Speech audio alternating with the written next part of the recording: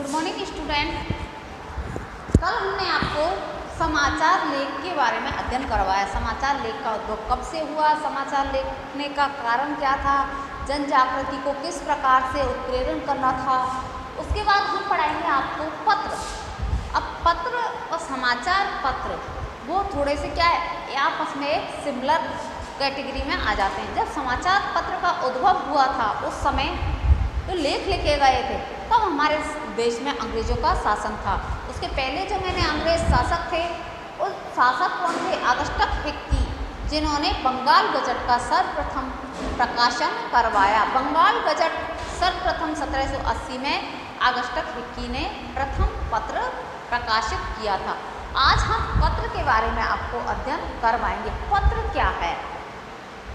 जनमानस के लिए पत्र का एक बहुत ही महत्वपूर्ण योगदान है। पत्र लिखने का, दूर बैठे हमारे कोई साथी, संबंधी, सगे संबंधी, रिश्तेदार, उनको अपनी सूचनाएं पहुंचाना, अपनी भावना को अभिव्यक्त करना, आपका कुशल क्षेम पूछना, किस प्रकार से आप अच्छे हैं, बुरे हैं, किस प्रकार की स्थितियाँ आपकी, किन किन घटनाओं को झेल, वो आपस में आचार विचार अपने दोनों के माध्यम से पत्र का माध्यम कहलाए। आज के वर्तमान परिप्रेक्ष्य को अगर बात करें तो पत्र का बिल्कुल अस्तित्व खत्म ही हो गया है। जो भावनाएं पत्र में थी, आज जो मीडिया चल गई, अर्थात जो ये मोबाइल चल गए हैं, टेलीफोन चल गए हैं, इनसे पत्रों का जो अस्तित्व है बिल्कुल ही समाप्त तो हो गया है। पहले पत्र आता था तो गांव में जो अनपढ़ लोग रहते थे वो बहुत हर्षोल्लास से जाते थे कि मेरे बेटा वहाँ बहुत दूर है, उसका आज पत्र आया या टेलीग्राम आया है, उसको आप पढ़ के सुनाइए। तो एक उल्लास होता था, मन में एक हर्ष होता था। आज पत्र की बिल्कुल नगण्य माना गया है, क्योंकि हमेशा उपलब्ध क्या होते हैं, मोबाइल है, तुरंत फ़ोन करो और मिलाओ, पत्र लिखने का झंझट ही नहीं है। तो पत्र का तो अस्तित्व जैसे खत्म सा ही हो गया। लेकिन हमारे लेखन में जो ऑफिशियल कार्य हैं, जो हमारे विद्यालय के जो कार्य हैं, जो हमारे महाविद्यालय के जो कार्य हैं, उनमें आज भी पत्र का बहुत ही महत्वपूर्ण योगदान है। मूल रूप से मानव जाति के लिए या मानव जो संस्कृति है उसके लिए पहले जो पत्र का जो योगदान था बहुत ही महत्वपूर्ण था।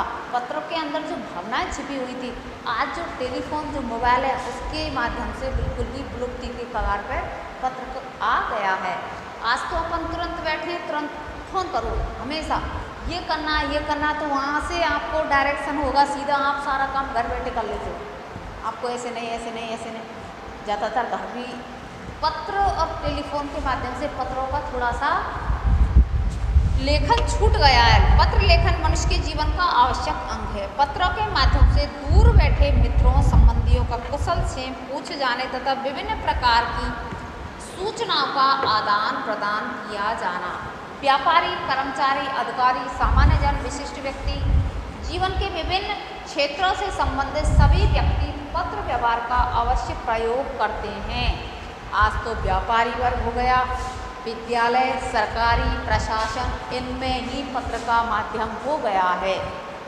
आज के अब किताब की लैंग्वेज के लिए हमारा कुशल क्षेम पूछना, उनके बारे में जानना, कैसे हो, कैसे, ये पत्र तो बिल्कुल ही समाप्त हो गए। अब तो कुशल क्षेम किसके, मोबाइल के माध्यम से जानते हैं। हाँ, व्यावसायिक जो पत्र होते हैं उनमें आज भी पत्र का वही प्रचलन है।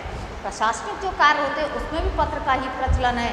हमारे विद्यालय कार्य, महाविद्यालय कार्य हैं, उनमें पत्र का प्रचलन आज भी वही रूप ले लेता है। तो हमें उन रूपों के माध्यम से पत्रों का अध्ययन करना पड़ेगा। तो पत्र हम किस प्रकार से लिखें, कैसे, कहाँ से स्टार्ट करें, कैसे लिखने का उसका तरीका, क्या क्या चीज़ लिखनी चाहिए और लिखते समय हमें किन किन बातों का ध्यान रखना चाहिए। सार यह है कि मनुष्य के जीवन में पत्र व्यवहार का महत्वपूर्ण स्थान है। पत्र व्यवहार में कुशल होना ऐसा आवश्यक गुण है जिसका सभी जगह आदर होता है। रचना कौशल के शिक्षण से अध्यापक विद्यार्थियों को विभिन्न प्रकार के पत्रों की लेखन विधि तथा शैली सिखाता है। प्रत्येक पत्र के निम्नलिखित भाग होते हैं। प्रशासनिक पत्र लिखोगे तो उसकी अलग भाषा शैली होगी। अगर आपको अलग अलग व्यवसाय में आपको पत्र लेखन होगा तो उनमें अलग अलग पत्र लेने की शैली, जो अध्यापक आपको रचनाकार के बहुत सारे शिक्षण कौशल के माध्यम से अपने कौशल को डेवलप करते हुए विद्यार्थियों को पत्र लिखने के बहुत सारे तरीके बताता है। अगर आपको नगर पालिका में प्रेषित करना है पत्र तो आपको इस प्रकार से प्रेषित कीजिए। अगर आपको एसडीओ या कलेक्टर के माध्यम से वहाँ पर आपको प्रेषित करना है पत्र तो आपको ये लैंग्वेज लिखनी होगी। आपको प्रशासनिक लिखना है ये लैंग्वेज लिखनी होगी। विद्यालय कार्य यूनिवर्सिटी या महाविद्यालय में या फिर आपको आपकी जो एग्ज़ाम होती है उसमें पत्रों को माध्यम से आपको किस प्रकार से पत्र कौन से कैटेगरी का पत्र लिखवाया जा रहा है उसका अलग पैटर्न होता है। वो सारी चीज़ें अध्यापक विद्यार्थियों को समझाता है। पत्र के प्राय निम्नलिखित भाग होते हैं। अब कौन कौन से भाग होते हैं वो है, पहला है लिखने का स्थान। लिखने का स्थान पहला जो भाग है वो है लिखने का स्थान। लिखने का स्थान, लेखक जिस स्थान से पत्र लिख रहा है या उत्तर चाहता है वह स्थान का नाम, पता पत्र के दाईं ओर सब ऊपर लिखा जाता है। क्या लिखने का स्थान और जो पता हम जो लिखते हैं वो क्या किधर साइड लिखते हैं, दाईं ओर, पता दाईं ओर लिखा जाना। ये हमारे पत्र लिखने का पहले स्थान होता है। पहले बच्चों को बताते हैं कि आपको किस प्रकार से पत्र लिखने। तो जो लान लिख रहा है वो तो पहले तो उसका स्थान, फिर जो पता लिखते हैं तो पता कहाँ होना चाहिए अपना, वो दाईं ओर लिखते हैं। फिर लिखते हैं उसमें तिथि, लिखने के स्थान तथा पते के नीचे पत्र की तिथि का अंकित करना। पता है इसके नीचे तिथि क्या कर देते हैं, अंकित कर देते हैं। पते के नीचे तिथि अंकित करना, आप जिस स्थान से लिख रहे हैं उसके नीचे तिथि अंकित करना ये जरूरी है। नहीं पता नहीं कौन से तिथि को आपका आया तो आपको जो जहाँ आप पत्र पहुँचा रहे, जिस प्रशासन के लिए में आप पत्र पहुँचा रहे तो वहाँ पर पूरा ब्यौरा होना चाहिए। आपने इस तिथि को ये चीज़ लिखी है, उनके रिकॉर्डेड होता है तो तिथि लिखना बहुत ही ज़रूरी होती है। उसके बाद है इसमें हमारे जो विभिन्न जो शब्द हैं, शब्दों का हम प्रयोग करते हैं, जैसे शब्दों का प्रयोग, जैसे नमस्ते, क्या करते हैं, नमस्ते, चरण वंदना, चरण स्पर्श या फिर जय हिंद, जय हिंद। जो ज़्यादातर ये वर्ड कौन यूज करता है, जो हमारे आर्मी के जो भाई होते हैं, जो आर्मी के हमारे फोर्स होती है, वो जय हिंद का वर्ड यूज में लेते हैं। इसके बाद आता है,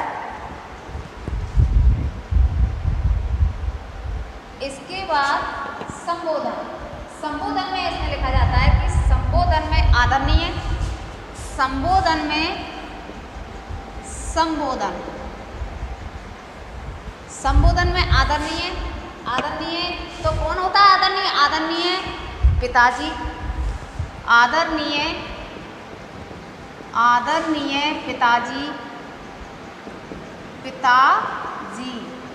पूजनीय माताजी।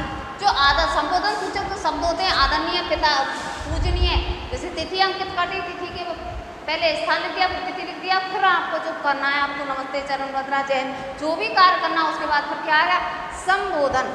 संबोधन के बाद फिर आएगा कलेवर। पत्र का जो कलेवर है, संबोधन के बाद फिर आएगा पूजनीय गुरुजी, पूजनीय गुरुजी, आदरणीय पिताजी, पूजनीय गुरुजी या श्रीमान, श्रीमान, श्रीमान भी करते हैं ना, श्रीमान। संबोधन में आदरणीय पिताजी, पूजनीय गुरुजी, फिर श्रीमान से हम संबोधित करते हैं ना कोई भी जिसके प्रति हम पत्र लिख रहे हैं। पिताजी के प्रति लिखते तो आदरणीय, गुरुजी के लिए लिख रहे हैं तो पूजनीय गुरुजी, या हम ऑफिशियल या हमारे प्रिंसिपल प्रधानाध्यापक श्रीमान महोदय, ये सारी चीज़ों के द्वारा हम संबोधन करते हैं। उसके बाद हमारा आता है शब्दों का आपने लिख दिया, तिथि पढ़ दी, संबोधन पढ़ दिया, चरण वंदना ये तीसरा था, ये चौथा था। आपको पहले मैंने ये बता दिया शब्दों का प्रयोग, नमस्ते, चरण वंदना, जय हिंद, ये सारी चीज़ों का प्रयोग करना। उसके बाद आता है पत्र का कलेवर। पत्र के इस भाग में पत्र का कलेवर, कलेवर मतलब मुख्य जो भाग होता है उसको कहते हैं पत्र का कलेवर। मेन जो आपको बात लिखनी है, जिस फ्रंट में आपको प्रेषित करना है, वो कहलाता है पत्र का कलेवर। अब इसमें लिखा जाता है, पत्र के इस भाग में वह लिखा जाता है जिसके लिए पत्र लिखा जा रहा है। यदि किसी पत्र के उत्तर में पत्र लिखा जा रहा है तो सबसे पहले उसका उल्लेख करना चाहिए। जैसे जिसके लिए आप पत्र लिख रहे हो उसके बारे में इसमें लिखना, उसको संबोधित करते हुए लिखना। जैसे आप किसी के प्रति पत्र लिख रहे हो, आपके सगे संबंधी है, तो शुरू में आप शुरुआत कर सकते हो, जैसे आपका पत्र मिला, फिर उसके बाद आप डॉट डॉट डॉट जो भी कुछ लिखना चाहते हो उससे आप संबंधित कोई भी वाक्य लिख सकते हो। पत्र के कलेवर में वो होता है जिसके प्रति आप लिखना चाहते हो। इसके बाद आएगा समाप्ति। अब पत्र का कलेवर हो गया, फिर समाप्ति में आप क्या लिखोगे? आदर सूचक शब्दों के साथ समाप्ति भी तो करोगे पत्र की। क्या आएगा इसके बाद? समाप्ति। समाप्ति पत्र के अंत में आदर सूचक, स्नेह सूचक, आभार सूचक। क्या आएगा समाप्ति में? आदर सूचक, स्नेह सूचक,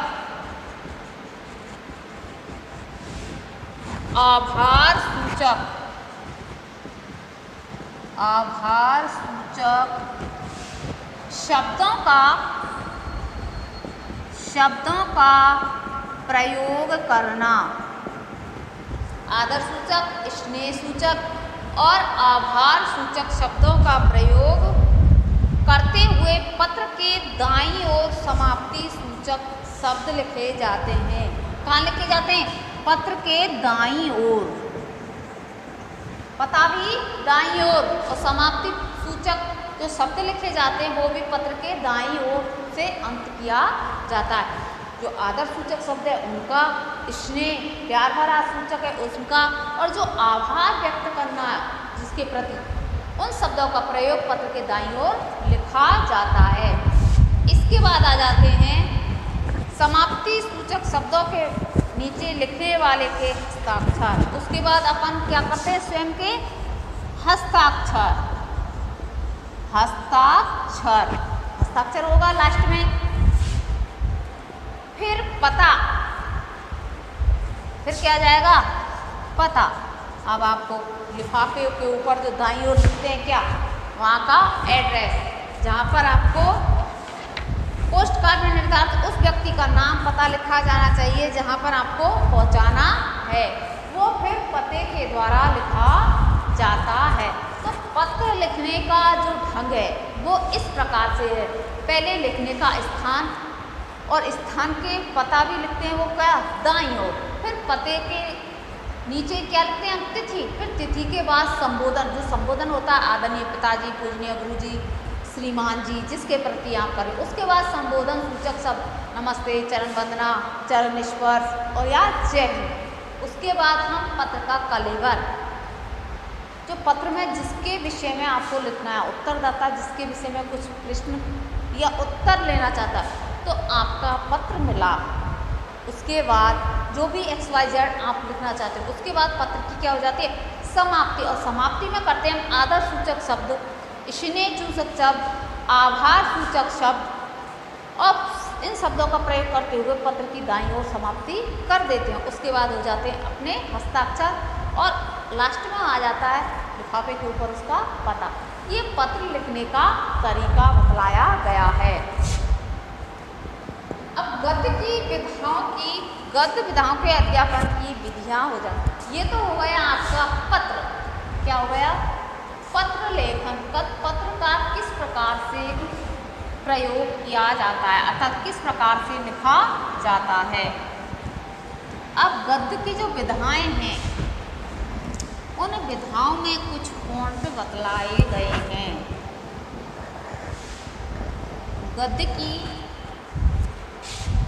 गद्य विधाओं के अध्यापन की विधियाँ, गद्य विधाओं के अध्यापन की विधियाँ। अब कौन कौन सी विधियाँ हैं वो देखिए आप। अध्यापन की विधियाँ, पहली विधि है अर्थबोध। इस विधि में शिक्षक कठिन शब्दों से अर्थ बताता है तथा विभिन्न विधियों की सहायता से छात्रों को उद्बोधित करता है। विद्यार्थी श्रोता बनकर रह जाता है, इसे उद्बोधन विधि भी कहते हैं। अर्थबोध विधि, जब इसमें क्या होते हैं, कठिन शब्द होते हैं, शिक्षक बच्चों को क्या करते हैं, जो कठिन शब्द होते हैं उन शब्दों के अर्थों को बताता चला जाता है और छात्र केवल श्रोता के रूप में उसको सुनते हैं, अर्थात सुनने का काम करती है। बच्चे केवल क्या करते हैं, इसमें सुनने का ही काम करते हैं। शिक्षक मुख्य होता है, बच्चे बालक कौन होते हैं, इसमें गौण रूप होते हैं, क्योंकि बालक उसमें अंतःक्रिया नहीं की जाती, केवल शिक्षक के द्वारा ही उन अर्थों, उन जो कठिन शब्द हैं उनका अर्थ समझाया जाता है। इसीलिए इसको उद्बोधन विधि भी कहते हैं। उद्बोधन विधि, उद्बोधन विधि कहते हैं। शिक्षण जो विधियाँ आती है, गद्य की शिक्षण विधि, पद्य की शिक्षण विधि, रचना की शिक्षण विधि, जो शिक्षण विधियाँ होती है उसमें क्वेश्चन पूछा जाता है। कोई भी आप एग्जाम देते हो, फर्स्ट सेकंड थर्ड, किसी भी ग्रेड की टीचर की जो एग्जाम देते हो उसमें विधियाँ आती हैं। उन विधियों में जैसे पूछ लिया आपको, अर्थबोध विधि में बालक का क्या रोल है, अर्थात बालक कौन होता है, बालक मुख्य होता है या शिक्षक मुख्य होता है या बालक गौण होता है, ये सारी तरीका से ऐसे पूछ ली जाती है। या फिर इसमें किन का प्रयोग किया जाता है, अर्थात कठिन शब्द हैं, उन कठिन शब्दों के माध्यम से शिक्षक बालकों को समझाता है और उद्बोधन विधि कहते हैं। या फिर इसको उद्बोधन कहते हुए उद्बोधन विधि का अर्थ दूसरा नाम क्या है, तो अर्थबोध विधि। या फिर अर्थबोध विधि का पूछ लेते हैं, अर्थबोध विधि का दूसरा नाम क्या है, अपर नाम किम अस्ति, तो अपर नाम उद्बोधन विधि अस्ति। ऐसे इस विधि के बारे में पूछना। शिक्षक मुख्य रूप से होना, शिक्षक का मुख्य रोल होना, शिक्षक मुख्य और बालक गौण, क्योंकि बालक को केवल क्या होता है, समझना पड़ता है। दूसरी आती है इसमें व्याख्या। कौन सी आती है, पहली हो गई अर्थबोध, दूसरी हो गई व्याख्या। कौन सी हो गई, व्याख्या। इस विधि में शब्द अर्थ, मुहावरे, लोकोक्तियाँ, सूक्तियाँ, वाक्यों की व्याख्या शिक्षक के द्वारा की जाती है, जिससे भावार्थ भी स्पष्ट हो जाता है। विभिन्न व्याकरणिक तत्वों की उदाहरण द्वारा व्याख्या कर गद्य के मूल उद्देश्य बालक के शब्द सूक्ति भंडार में वृद्धि करना आदि को करता है। इस विधि के अंतर्गत शिक्षक ही अधिक क्रियाशील रहता है। इस विधि में शब्दार्थ, मुहावरे, लोकोक्तियाँ, शब्दार्थ, शब्द अर्थ, मुहावरे, मुहावरे, लोकोक्तियाँ, लोकोक्तियाँ, शब्दार्थ, मुहावरे, लोकोक्तियाँ, सूक्तियाँ, वाक्यों की व्याख्या, सूक्तियाँ, इन सारी चीज़ों की व्याख्या, सूक्तियाँ, ये जो सारे शब्द हैं, सारी चीज़ों की व्याख्या कौन करता है, शिक्षक। इसमें शिक्षक का मुख्य रोल बतलाया गया, शिक्षक को मुख्य और छात्रों को गौण बतला गया। इन सारी चीज़ों का शिक्षक क्या करता है, व्याख्या के द्वारा स्पष्टीकरण करता है और छात्रों के शब्द ज्ञान में भंडार में क्या हो जाती है, वृद्धि हो जाती है। शब्दों का भिन्न भिन्न अर्थ बतलाना, एक शब्द के बहुत सारे हजार अर्थ हो जाते हैं, उन मुहावरों का अर्थ बतलाना, लोकोक्ति होती है, उन लोकोक्ति के अर्थों को समझाते हुए बालकों को उनका अर्थ स्पष्ट किया जाना, जिससे बालक के शब्द भंडार में वृद्धि हो जाती है। सूक्तियों के माध्यम से अर्थ स्पष्ट किया जाता है। अर्थ हुई कन्या पर किए एक, कन्या रूपी धन हमेशा क्या हो जाता है, पराया होता है। ये सूक्ति है। इसका अर्थ बहुत सारी व्याख्या के माध्यम से, डिस्क्रिप्शन के माध्यम से शिक्षक क्या करता है, बालकों को समझाता है। व्याकरणिक तत्वों की उदाहरण द्वारा व्याख्या कर गद्य के मूल उद्देश्य शब्द भंडारों का वृद्धि करना। व्याकरणिक जो तत्व होते हैं, व्याकरणिक तत्वों को समझाते हुए बालकों के शब्द भंडार में वृद्धि करना। व्याकरण के कोई भी भाषा पढ़ रहे हैं तो भाषा के अंतर्गत ग्रामेटिकल शब्द तो आते हैं, व्याकरणिक शब्द तो आएंगे। उन शब्दों को जो संधि आया है या इसमें समास होगा या कौन सी संधि है इसमें व्याकरणिक में, तो वी प्लस आकरण, तो वी कैसे आया या फिर वह कैसे आया, वो बहुत सारे शब्दों के माध्यम उन तत्वों को एक एक करके एक ही शब्द का खंड खंड करते हुए विश्लेषण करते हुए बालकों को समझाना, उनके शब्दों में के वृद्धि करना, शब्दों के भंडार को वृद्धि करना शिक्षक का मुख्य रोल और बालक का गौण। तो पहला हो जाएगी इसमें विधि हो जाएगी गद्य की अर्थबोध विधि, दूसरी हो जाएगी व्याख्या विधि। तीसरी जो विधि है वो है विश्लेषण या प्रश्नोत्तर प्रणाली। तीसरी है विश्लेषण या प्रश्नोत्तर प्रणाली। विश्लेषण या प्रश्नोत्तर प्रणाली। पाठ की प्रस्तावना, पाठ का विकास, मूल्यांकन गद्य पाठ के अन्य सोपानों का अनुसरण करने के लिए प्रश्नों का सहारा लेता है। बालक विचार करके उत्तर देते हैं। केवल प्रश्नोत्तर प्रणाली के माध्यम से पाठ का विकास पूर्ण नहीं किया जा सकता। इसके साथ साथ अन्य विधियां जैसे व्याख्यान, व्याख्या आदि विधियों का प्रयोग करना उचित है। पाठ की प्रस्तावना, पाठ का विकास, मूल्यांकन गद्य पाठ। पाठ की प्रस्तावना, पाठ की प्रस्तावना, मूल्यांकन प्रश्न, विकासात्मक प्रश्न। तो जो पाठ की प्रस्तावना निकालने में प्रश्नोत्तर प्रणाली का प्रयोग किया जाना, मूल्यांकन प्रश्नों के द्वारा गद्य विधा का भावार्थ स्पष्ट करना, पाठ का विकास के लिए अन्य सोपानों का अनुसरण प्रश्नों का सहारा लेता। बालक विचार करके, बालक को क्या कर देते हैं, हम प्रस्तावना निकलवाते हैं ना। आप लोग गए होंगे इंटर्नशिप में, जब आपने बच्चों से क्या करवाई होगी, प्रस्तावना करवाई होगी। यहाँ पे भी आपस में आपने सूक्ष्म शिक्षण किया था, तब भी आपने प्रस्तावना निकलवाई। तो उन प्रस्तावना प्रश्नों को छात्र क्या देते हैं, अचानक खड़े से थोड़ी छात्रों को पहले पता होता, छात्र को क्या पता क्या पढ़ाओगे क्या नहीं पढ़ाओगे, क्या पूछ रहे हो। तो बालक उसमें विचार करके, जो प्रस्तावना प्रश्न है उनको विचार करके बालक क्या देता है, इसमें उत्तर देता है। मूल्यांकन प्रश्न और पाठ का विकास में प्रश्नोत्तर जो प्रणाली है, इस प्रणाली के साथ साथ,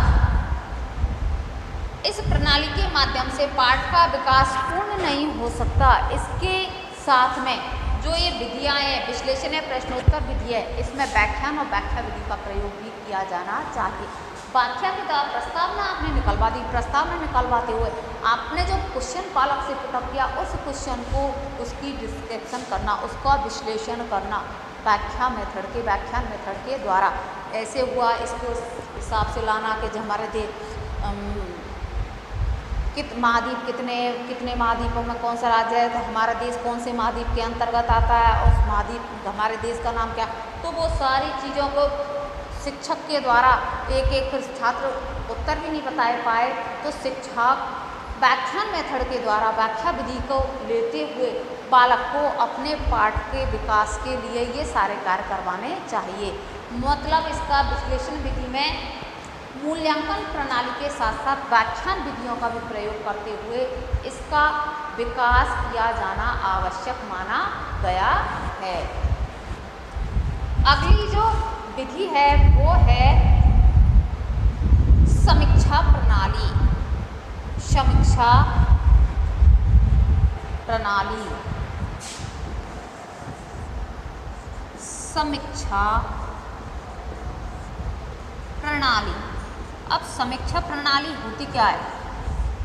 समीक्षा प्रणाली क्या होती है? समीक्षा का तात्पर्य किसी विषय की समालोचना करना। जो भी आपने पाठ पढ़ाया है, जो भी आपका व्याख्यान मेथड है, जो भी आपका टॉपिक है, उसकी समालोचना करना, वो समीक्षा कहलाती है। उसके बारे में बतलाना।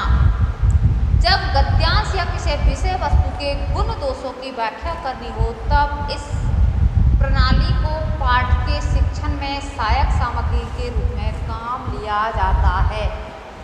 किसी विषय वस्तु के गुण या दोषों की व्याख्या करवानी है, तब समीक्षा प्रणाली को अपने पाठ्य वस्तु में समाहित किया जाना आवश्यक है।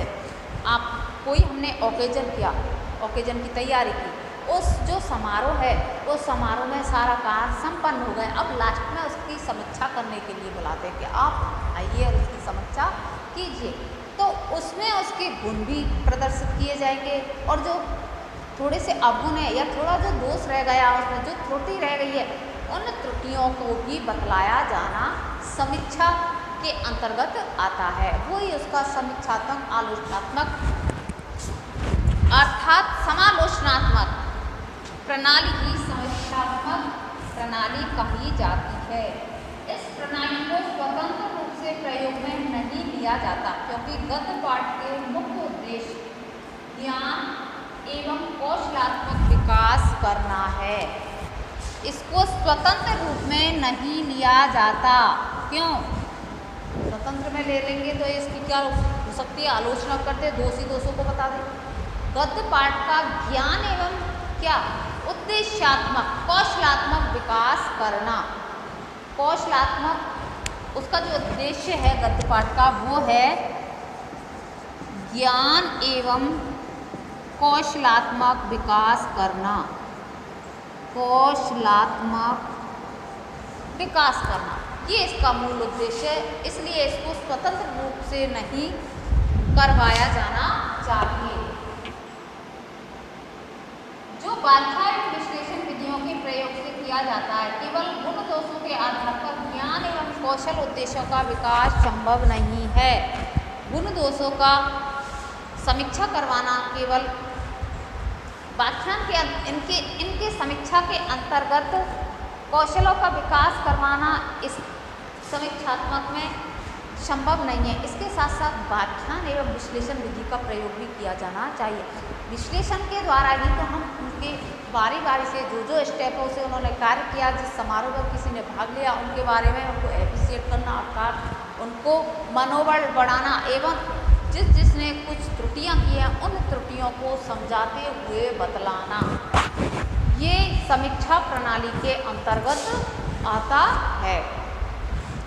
अब इसके बाद आपका हो जाएगा जो भाषा है, उस भाषा का संपूर्णता की ओर अध्ययन।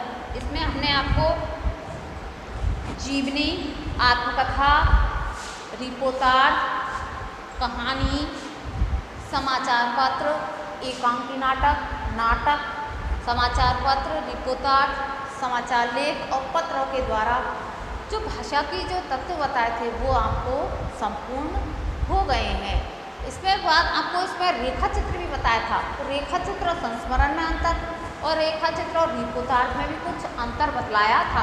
रेखा चित्र अंग्रेजी के स्केच शब्द का हिंदी रूपांतरण है।